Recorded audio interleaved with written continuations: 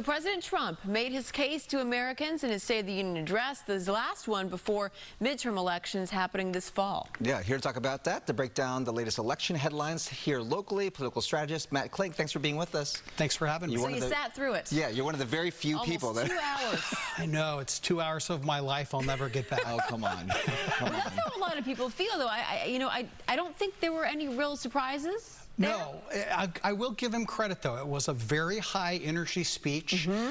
If you're in a blue state, you hated it. Right. If you're in a red state, it's exactly the red meat that they need to bring them in to the midterm elections. And if you're an undecided voter, it gives you something to think about. I was saying earlier, I hate to be cynical about this, but when you look at these State of the Unions, which remember, like as a kid, you'd sit and you'd watch a State of the Union. It was this huge, dignified thing that all of America stopped and watched. Remember when there was decorum in politics?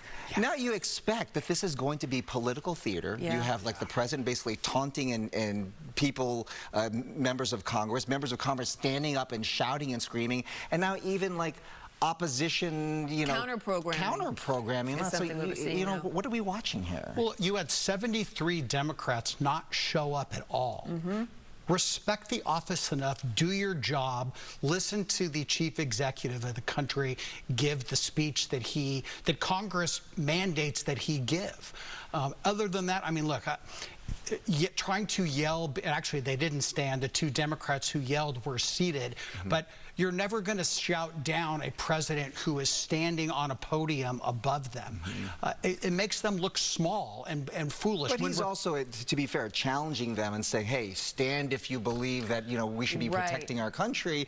Well, it's very hard if you're sitting... Bob, technically what he said was, stand if you believe that the top priority for an American politician or American government employee is to protect American citizens, not illegal immigrants. And the Democrats all stayed in their seats. He's baiting here. 100%. He knew exactly what he was doing. He's a master showman. He wanted the optics, right. He comes from the world of television. He takes an 80-20 issue and he grabs the 80 and forces the Democrats to grab onto the 20%. And he does it over and over and over again. So where does he take this message from here? Because the economy was like the biggest part of this whole speech, right? And he's been trying to take this on the road, but it's really continuing to try to sell this to the American people. And he has to, because that's what the November midterms will be about. I mean, right now Republicans have a 3-point advantage over Democrats on the economy, but the president is still underwater on the economy. Kind of a contradiction in terms. I think what you're going to see him talk about are things that were like double-digit leads and crime and the border. Republicans hold double-digit leads over Democrats. So they'll pair those issues with the economy as they all go out on the road for the November midterm But the economy elections. is the thing that brings voters to the polls. Right, and it's a lagging it's a lagging indicator. Right now, egg prices are down. Other than California, gasoline prices are down across the United States. That's a Gavin Newsom problem, not a Donald Trump problem.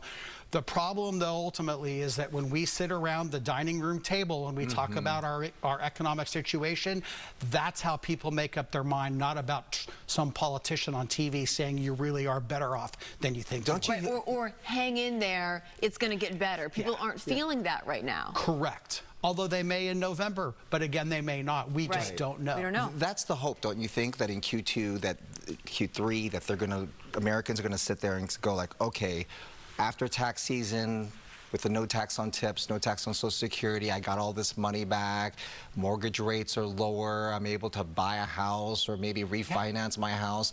So they're hoping that the gears start turning here and actually really mean something to the American people. That's why it was so important that when the Republicans passed the One Big Beautiful Bill Act, they wanted to do it early enough so that the benefits would slide through in advance of the November elections. Bob, everything you just described, if that happens, it'll be a good election cycle for Republicans. If it doesn't, or if the voters, Jen, are still, I don't know, then it will be a really good year for Democrats. Because the margin is just too thin right now. Absolutely. Let's talk California's governor race. Some people believe that too many Democrat candidates are in here could lead to a Republican victory, especially with where the polls are trending right now. What are your thoughts on that?